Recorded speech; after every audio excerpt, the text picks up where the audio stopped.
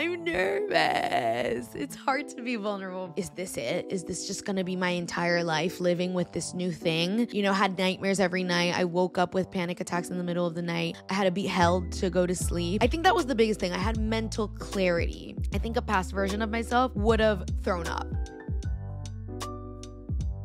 This is so exciting. Hi, my queens. Hello. New setup. Who dis? I'm actually really excited right now. Just so you know, we're in a transient stage. The transient stage being I'm in a new apartment, hence the background is a little different. Oh my gosh, look how cute. But that's not the point of this video. I just wanted to acknowledge that. Today, we're going to be chatting about something very near and dear to my heart, and it's mental health. It's Mental Health Awareness Month that is this May, if you didn't know. And around 2 years ago, I uploaded a video that said hot girls take their meds, and that was the beginning of my mental health healing journey. I had dealt with anxiety and had a proclivity to OCD and perfectionism for a really long time, and that was the beginning of me coming to terms with it and seeing where I go from there. And you know, becoming self-aware is very crazy. Like, I feel like if you were blissfully unaware of the problems that you had, as I was, the full 23 years of my life I was living the same way, it hits you like a truck, and it hit me like a truck. But now I'm 25, and I feel like the past 2 years have been beautiful opportunities for growth. Also, living in New York will make you see different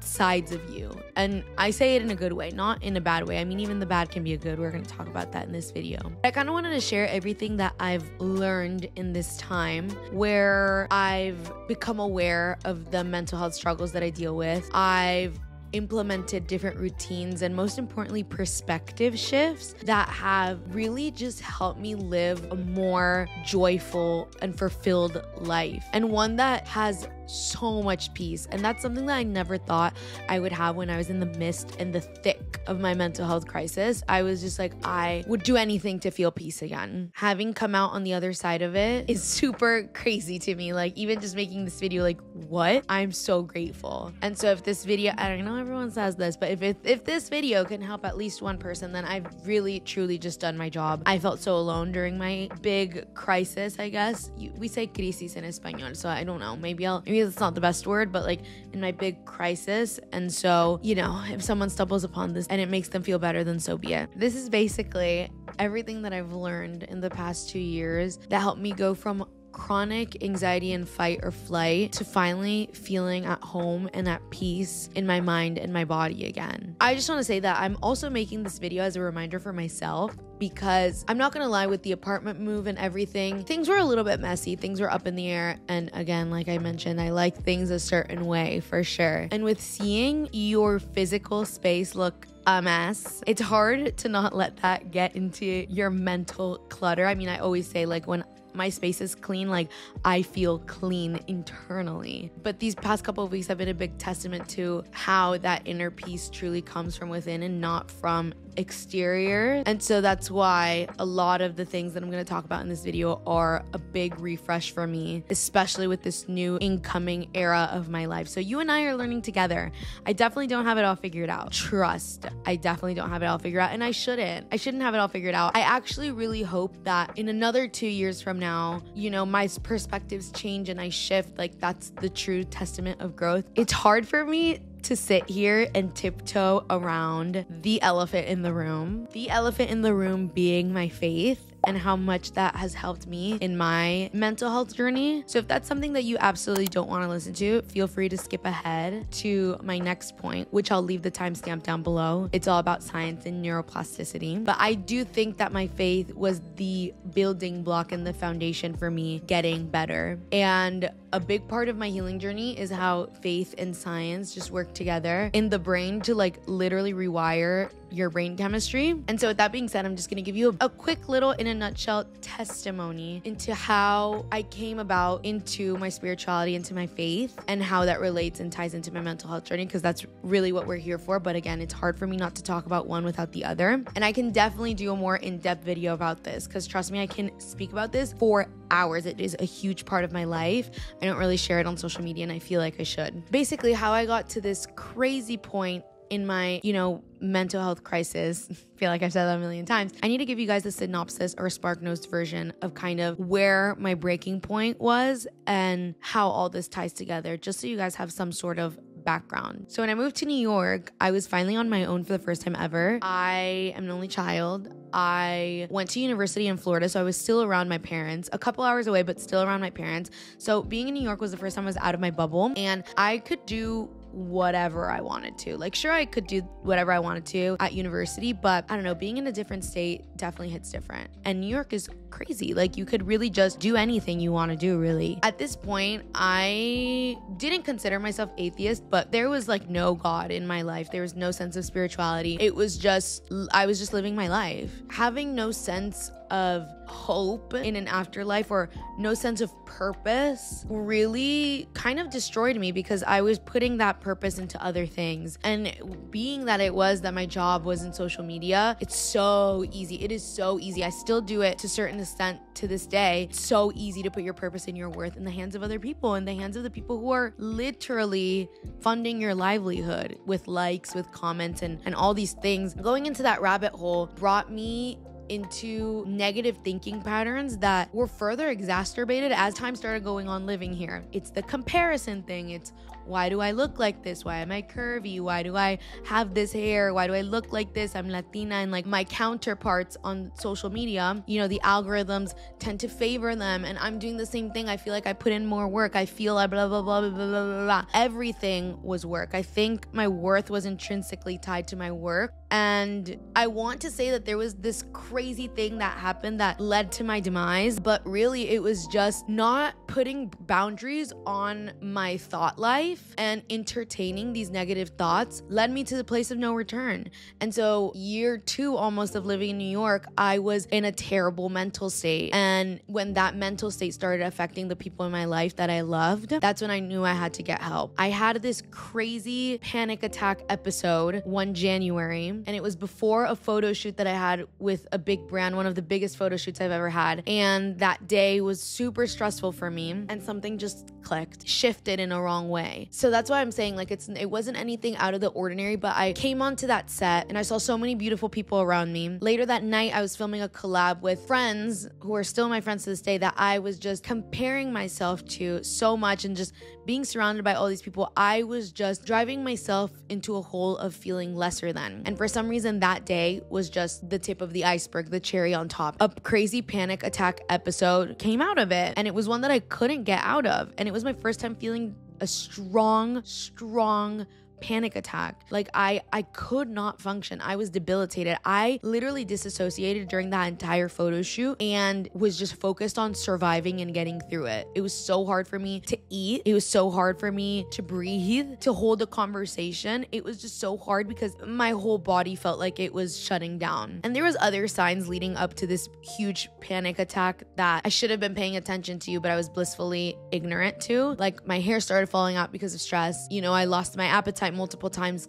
before this huge panic attack. I had these things called throat spasms that, made it hard to chew or swallow. That was all mental health related. And so this was just my breaking point. And I went back home to Miami because I couldn't function anymore. I couldn't sustain. I was debilitated by my anxiety. And so my parents essentially were nursing me back to health. They were giving me soft foods because I couldn't eat solid foods at this point. Had nightmares every night. I woke up with panic attacks in the middle of the night. I had to be held to go to sleep. It was awful. It was the worst experience of my entire life. And I remember one night, I was just so tired. I thought that my life was just going to be that panic and that fight or flight and that feeling of restlessness of like not being able to know peace. I thought that was going to be the rest of my life. I was scared of my own thoughts at this point. And it was a very, very scary time to be in my mind. And I was surrounded by so much love. My parents, my therapist, my psychiatrist, my friends. Like, one thing about me is that I was always going to communicate openly, even if I was terrified. And thank God that I did. That night where I just felt like, is this it? Is this just gonna be my entire life, living with this new thing called anxiety, with this this panic? And my dad went up to me and he was like, I know that you hate when I talk about faith, and I know that you hate when I bring up our religion,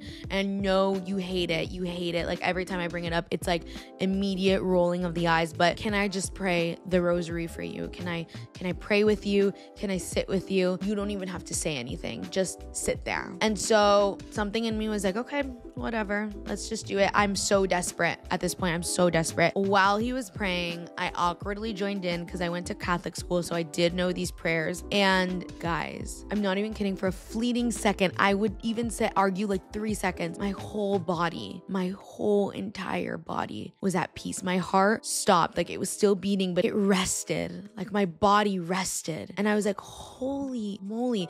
If I don't even believe in Jesus, like I have so much textbook head knowledge of Jesus because of the way I grew up, but no heart knowledge. If I don't even care right now, and this is what a couple of seconds with Jesus feels like, what would it feel like if I actually pursued this? And so I did. And what I learned while reading the Bible and approaching my faith now from a heart-based perspective and a heart-led perspective changed my life, because I thought that faith was a set of rules when really faith is just a guideline to how to love people and how to love yourself. And using that guideline nursed me back to health, along with so many other things that I'm going to talk about in this video. But that was the foundation. That was the foundation. And a lot of what Jesus talks about in the Bible is loving your neighbor, loving yourself, having boundaries, letting them. Like people always joke around about the let them theory, the Mel Robbins let them theory. Like, girl, Jesus has been doing the let them theory years ago. I think people get faith twisted. It really makes me upset when people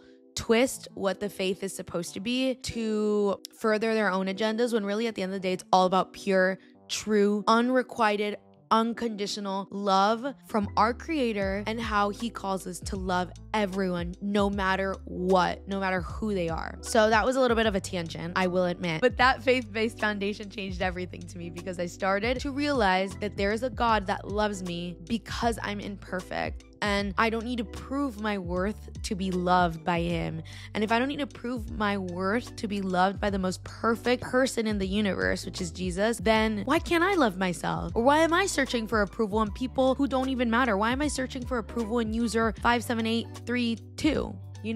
That really changed everything for me. I'll leave it at that, but I could definitely make a longer video talking more about that. Another perspective that really helped me was finding out more about anxiety and OCD, which is what I was later diagnosed with at that time. Understanding how people get to that certain point. And so looking at the facts and looking at statistics, it low-key helped me not feel alone, because I knew that so many people went through this and that there's a solution and there's people that have come out on the other side. And the biggest thing that gave me this sense of, wow, it's gonna get better in the science aspect of it is the concept of neuroplasticity. So there's this thing that people always say in like the wellness space, is that neurons that fire together wire together. What that basically means is that we've been telling ourselves stories and truths since our childhood. And every single time that we give ourselves this truth and repeat that truth to ourselves, it gets stronger and stronger and stronger.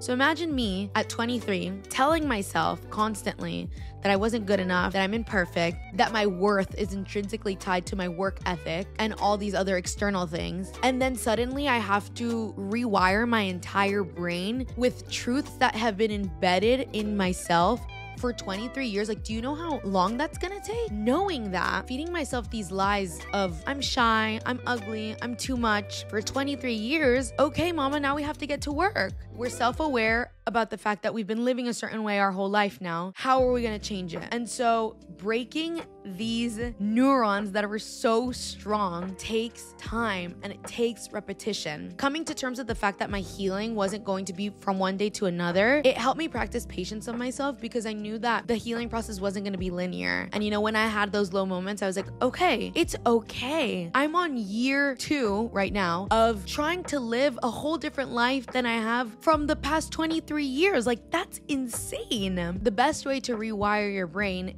is through repetition. And so we're firing off new neurons and new truths that will help us live a more satisfied and content life. And so you can do that through so many different ways. But me personally, I love to write down my affirmations, and I love to write down and repeat certain mantras that I know will help with my triggers, or like maybe with the things that I'm prone to struggle with, or I used to struggle with. The tongue holds so much power, and we have to use it wisely. I want to feed my soul and feed my subconscious words of power. I'm confident. I look through the mirror. Oh my gosh, I'm looking so beautiful today. So beautiful. Oh my God, I'm glowing. Your energy is amazing. My aura is amazing. I attract people who are on my same vibe. I attract good people who love me unconditionally. Things like that are things that I've told myself a lot and then I repeat to myself in the mirror, but writing them down just helps so much. And especially when I was going through that crisis, writing them down was everything to me. Something I wrote down in my journal is a scary thought doesn't mean I'm broken. It just means I need support. Human beings need support, point blank period. I'm just gonna let you simmer with that. Also, something really, really interesting that I read is that gratitude and anxiety cannot exist at the same time in your brain. Like, it's genuinely not possible. So practicing affirmations and words of gratitude can also combat, those feelings of restlessness or of anxiety. Some affirmations that I personally love is I am here in this present moment, because sometimes my brain is thinking about the million things I have to do when really I am here talking to you, or I am here teaching my third graders. I teach catechism to third graders. I am here lending my friend a listening ear as she's venting to me. That helps me stay grounded in the present moment and swoosh away any other pending thing that can be disrupting my peace. Another affirmation that's really helped me is I am safe to feel this. Because whenever I had an intrusive thought, I consider that a reflection of my own worth. I'm like, oh my God, why am I thinking this? That means that I'm the worst person on earth. Or surely because I'm thinking this, that means that, there's something wrong with me. No, actually, we think about like a million thoughts a day, and you're just choosing to cling on to this random one that makes you feel uncomfortable. Let's dive into that and get curious, like, why are you feeling that? And kind of approaching your emotions and your thoughts from a neutral standpoint is everything. We'll talk about that later, but I think emotions are messengers, but not character judgments. So being able to get curious about why you're feeling a certain thing is huge, but not tying your worth to it. And also, your thoughts are not facts. Knowing that changed the game for me. Another huge thing that helped me was reframing bad things, bad situations, bad experiences. We just talked about bad thoughts, when really thoughts are just thoughts. They don't have to be good or bad. At the beginning of my journey, for me, the ideal scenario was I stopped taking my meds and I lived happily ever after, happy forever, the end. That's not the case. When I started accepting that anxiety was a part of life, life was always going to throw at me situations that would make me anxious. I let go of this, perfect scenario of this kumbaya, like, oh my God, like I am never going to feel pain again. Accepting that life can sometimes be painful has made me appreciate the good moments so much more, but has also helped lessen the blow when I have these really down moments, because I'm just able to say, well, that's life. And this is a really hard pill for me to swallow, because nobody wants to feel sad. I don't want to feel sad, but I think that every down moment and every hard thing that we have to go through is an opportunity to show up for ourselves and show ourselves how much healing and how much learning that we've done. Also, it gives us more reason to enjoy the good moments, which I've heard that, my whole life growing up, but it really just internalized these past couple of years. But now when I get triggered by something, or maybe I have a little moment of panic, I'm like, Sarah, this is your chance to show yourself how far you've come. How are you going to respond to this scenario? And I'll give you an example. A lot of the things that sometimes I have to work through have to do with my career. And so one time I was helping my friend Chase shoot a collab for a brand, and I came to the event. It was a very casual event. And so I came to the event in all black. I was wearing leggings, but a long sleeve black shirt, cute jewelry, hair slicked back. So I looked pretty clean cut or whatever. And it was kind of a drop-in event. It wasn't like a cocktail hour or anything of the sort. Also, it was at 9 a.m.